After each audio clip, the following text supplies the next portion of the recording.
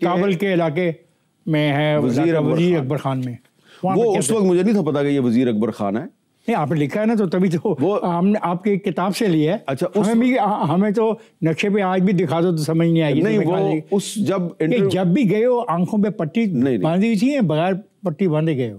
پہلی 2 دفعہ تو میری کوئی پٹی وٹی نہیں تھی, لیکن تیسری دفعہ جو ہے وہ مجھے پتا نہیں تھا کہ یہ کون سا علاقہ ہے. گھمائی جا رہے تھے, وہ گھمائی جا رہے تھے, 3-4 دن تک گھماتے رہے. وجوہات کیا ہوتی ہیں, ایسا کیوں گھماتے ہیں؟ دیکھیں جو اسامہ بن لادن تھا نا وہ خود فیصلے نہیں کرتا تھا, اس کی ایک شورا تھی اور شورا فیصلے کرتی تھی. اور مجھے جو اس نے 9/11 کے بعد انٹرویو دیا وہ اس لیے دیا, صرف اس نے مجھے نہیں دینا تھا, اس نے رابرٹ فسک کو بھی بلایا تھا جو انڈیپینڈنٹ لندن کا نمائندہ تھا.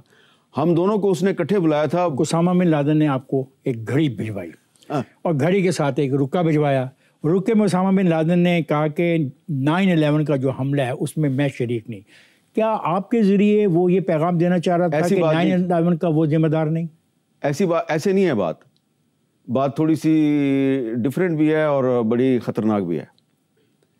9/11 جس دن ہوا, حملے سے 1 گھنٹے پہلے میرے پاس ایک صاحب آئے نیچے. مجھے دفتر میں سیکورٹی والوں نے بتایا جی نیچے ایک بندہ آیا ہے, وہ کہتا ہے جی میں افغانستان سے آیا ہوں, شیخ نے بھیجا ہے. میں کہا کون سے شیخ نے بھیجا ہے؟ اس نے کہا جی وہ بتا نہیں رہا اور بڑا مشکوک سا آدمی ہے. اور تو میں نے کہا اچھا, تو میں نے کہا بھیج دو اوپر. وہ آ گیا جب تو میں نے اس کو پہچان لیا کہ یہ تو اسامہ بن لادن کے آس پاس میں نے دیکھا ہوا تھا.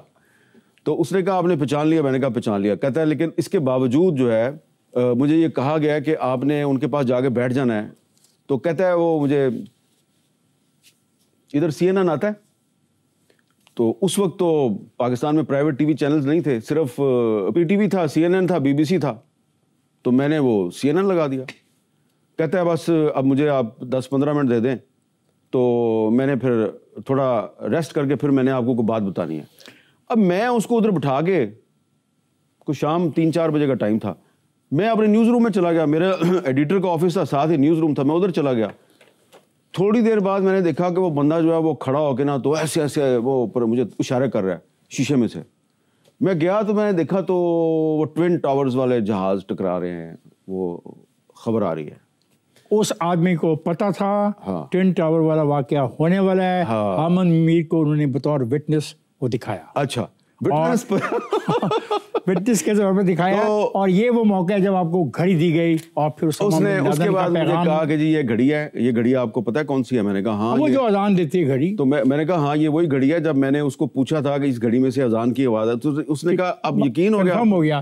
اب اس نے مجھے رکا دیا. اس میں کیا لکھا؟ اس میں لکھا تھا میں حملہ آوروں کو خراج تحسین پیش کرتا ہوں لیکن اس حملے میں میرا کوئی ہاتھ. ہاں تو اب اس نے یہ حملہ تھا نا جو یہ طالبان کی مرضی کے خلاف کیا تھا. طالبان کو نہیں تھا پتا. کس کو صفائی پیش کر رہے تھے؟ Osama bin Laden.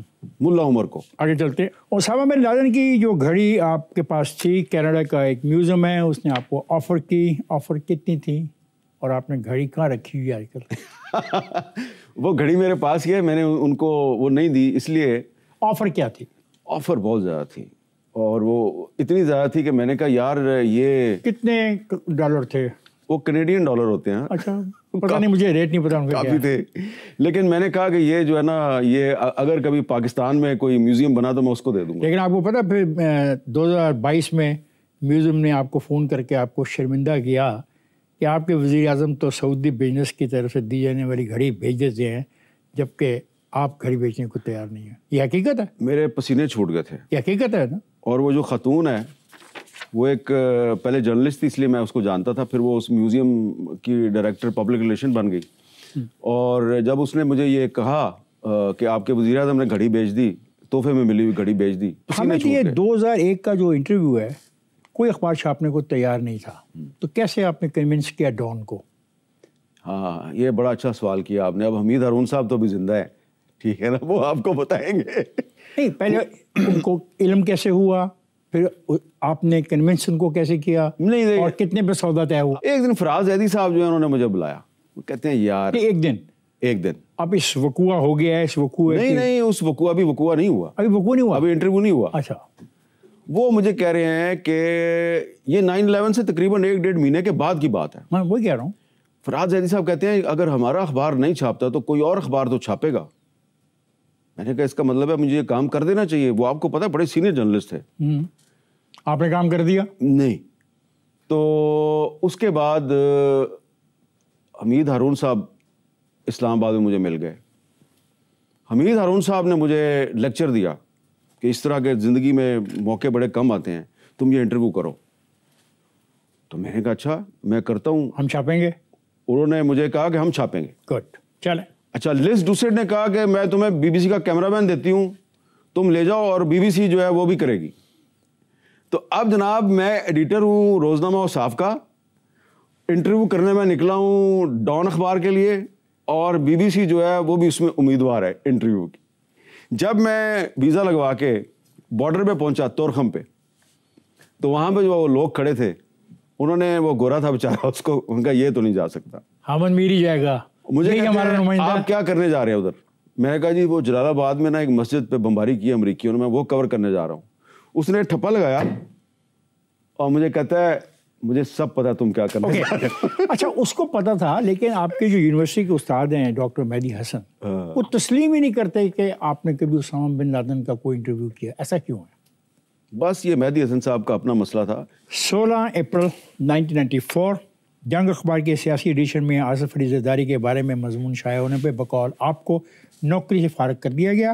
اس پولیٹیکل صفحے کے انچارج کون تھے؟ کیا وہ صفحہ ان سے لے لیا گیا؟ اور آپ کتنے دن کے بعد نوکری پہ واپس آئے؟ وہ جو آصف زرداری کے بارے میں نے آرٹیکل لکھا تھا, وہ آرٹیکل جس بندے نے چھاپا تھا وہ میرے سامنے بیٹھا ہے. اس کا نام ہے افتخار احمد, اور وہ سیاسی ایڈیشن کے انچارج تھے. افتخار صاحب جو ہیں وہ مجھ سے لکھواتے تھے, سیاسی کالم لکھواتے تھے. میں نے ریسنٹلی محترمہ بے نظیر بھٹو کی کوئی گفتگو سنی تھی سوئٹزرلینڈ سے پاکستان واپس آتے ہوئے, جہاز میں ان کے ساتھ تھا. میں نے واپس آ کے تھوڑا انویسٹیگیٹ کیا, مجھے تھوڑے ثبوت مل گئے, اور میں نے لکھا جی کہ ثبوت مل گئے یا ثبوت آپ کو دیے گئے؟ ظاہری بات ہے کہ آپ کو کلو ملتا ہے, اور کلو بھی کہاں سے, میں نے کبھی یہ پہلے نہیں بتایا, آج پہلی دفعہ آپ کے شو میں بتا رہا ہوں کہ محترمہ بے نظیر بھٹو نے خود مجھے بریف کیا تھا کہ یہ جو سب مرین پاکستان خرید رہا ہے ہم چائنا سے لینا چاہتے ہیں, لیکن کچھ جو لابسٹ ہیں وہ کہتے ہیں جی کہ آپ فرانس سے خریدیں, فرانس کی سب مرین مہنگی ہے, ہم چائنا سے خریدنا چاہتے ہیں. اور پھر جب میں نے کچھ 2-3 سوال کیے تو انہوں نے کہا اچھا تم اس پہ سٹوری کرنا چاہتے ہو؟ میں نے کہا جی. پھر پاکستان واپس پہنچیں گے تو پھر آپ سے بات کریں گے. تو اس کے بعد مجھے کافی اس کے ڈاکومنٹس مل گئے. اب جب میں نے وہ سٹوری چھاپ دی تو میرا خیال ہے میں اکیلا تو نہیں نوکری سے نکلا تھا, آپ بھی نکل گئے میرے سے لے گیا اور صفحہ بھی لے لیا گیا, اور مجھے واپس نہیں ملا, اور آپ نوکری پہ واپس آ گئے. بی کے حکومت کے خاتمے سے 2 دن پہلے آپ ان سے ملے اور بتایا کہ فاروق لغاری آپ کی حکومت ختم کرنے والے ہیں, اور یہ فیصلہ وہ کر چکے ہیں. نہ صرف یہ بلکہ آپ نے یہ بھی کہا کہ اگلے وزیر اعظم معراج خالد ہوں گے. آپ کو یہ سب معلومات ایجنسیاں کائے کو فراہم کرتی ہیں؟ ایجنسیاں یہ ہوا کہ میں اڈیالہ جیل میں شہباز شریف صاحب کو ملنے چلا گیا. شہباز شریف صاحب ان دنوں بند تھے, تو مجھے جناب فاروق لغاری صاحب نے بلایا. میری ان سے سلام دعا تھی, بلکہ اچھے تعلقات تھے. میرے ساتھ محمد مالک صاحب بھی تھے پہلی میٹنگ میں. تو انہوں نے مجھ سے پوچھا کہ یار کیسی میٹنگ رہی تمہاری شہباز شریف سے؟ اب میں پریشان ہو گیا, اس لیے کہ میں نے وہ میٹنگ حامد میر بن کے نہیں کی تھی. میں نے وہ میٹنگ, ان کا شہباز شریف صاحب کا کزن ہے شاہد شفیع, اس کا شناختی کارڈ لے کے, اس کی شکل تھوڑی میرے سے ملتی تھی. خیر میں شاہد شفیع بن کے ملا شہباز شریف صاحب کو. تو میں نے کہا فاروق لغاری کو کیسے پتہ لگ گیا؟ میں نے کہا یہ کہیں میرے پہ کیس نہ بن جائے. بہرحال اس نے نہیں یہ بات کی. جب ٹھیک ہے آپ مالک گئے ہیں, اب فاروق لغاری سے ملاقات ہو رہی ہے, اور اس ملاقات میں فاروق لغاری صاحب جو ہیں وہ بی کے بہت سخت باتیں کر رہے ہیں, اور انہوں نے مجھے کہا میری کمر میں درد ہو رہا ہے, اس عورت نے میرے پہ کالا جادو کرا دیا. میں کہا کون سی عورت؟ انہوں نے کہا یہ بے نظیر بھٹو. اب میں تو کنونس ہو گیا لے بھی کم خراب ہے. ٹھیک ہے, تو جب وہ میٹنگ ختم ہو گئی اور آپ نے بے نظیر کو کہا کہ نہیں آپ پر یہ الزام لگ رہا ہے؟ ایسے نہیں. ان کے جو ڈی جی پی آر تھے پریزیڈنٹ صاحب کے، قصور سعید مرزا صاحب، جو کہ پیپلز پارٹی کے ایک پرانے کارکن تھے، ان کے ساتھ میری بڑی دوستی تھی. میں میٹنگ کر کے نکلا، میں اس کے پاس چلا گیا قصور سعید مرزا کے دفتر میں. میں نے کہا کہ میں نے دوبارہ میٹنگ کرنی ہے پریزیڈنٹ سے. کہتا ہے کیوں؟ میں کہا پریزیڈنٹ نے فیصلہ کر لیا ہے بے نظیر بھٹو کی حکومت کو برطرف کرنے کا. نہیں حامد، آپ کیسے اس نتیجے پہنچے؟ بھائی اب یہ ایک صحافی کا طریقہ کار ہے نا کہ وہ پریزیڈنٹ آف پاکستان کے ڈی جی پی آر کے سامنے بیٹھ کے ایک سٹیٹمنٹ دے رہا ہے، جو کہ سیکھا آپ سے سیکھا نا. تو میں نے اس کے سامنے ایک سٹیٹمنٹ دے دی کہ صدر نے فیصلہ کر لیا ہے بے نظیر بھٹو کو برطرف کرنے کا، میری میٹنگ کراؤ. اس کے ہاتھ پاؤں پھول کے وہ بھاگا اوپر گیا.